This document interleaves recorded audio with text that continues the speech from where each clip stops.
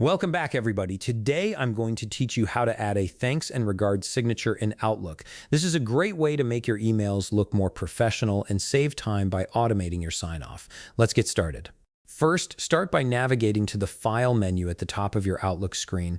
Once you've clicked on File, a drop-down menu will appear. Scroll down to the very bottom of this menu and you should see an option labeled Outlook Options.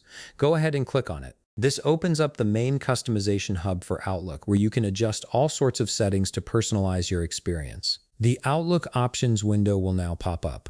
On the left-hand side of this window, you'll notice several tabs. What we're after is the Mail tab, so click on that. This section controls everything related to how your emails are composed and sent, making it the perfect place to set up your signature. Now that you've opened your mail settings, it's time to find the signature options. Look for a button labeled Stationery and Fonts. This is usually located somewhere in the middle section of the mail options. Once you locate it, give it a click. This will bring up a new window titled Stationery and Signatures, which is where all the signature magic happens. In this new window, you'll see a couple of tabs along the top.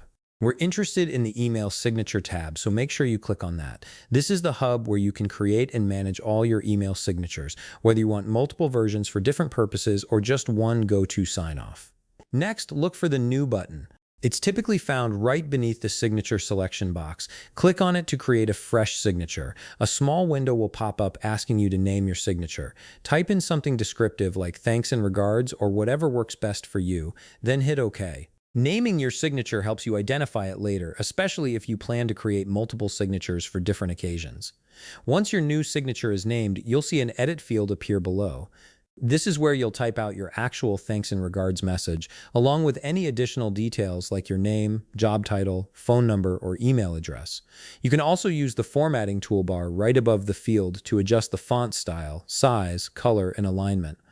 This ensures your signature looks polished and matches your personal or company branding. Finally, once you're satisfied with how it looks, don't forget to click the Save button. This locks in your new signature and makes it available for use in all your outgoing emails. And that's it. You've successfully set up a thanks and regards signature in Outlook, and now you can add it to your emails with just a click. If you found this video helpful, please leave a like, subscribe, and see you in the next video.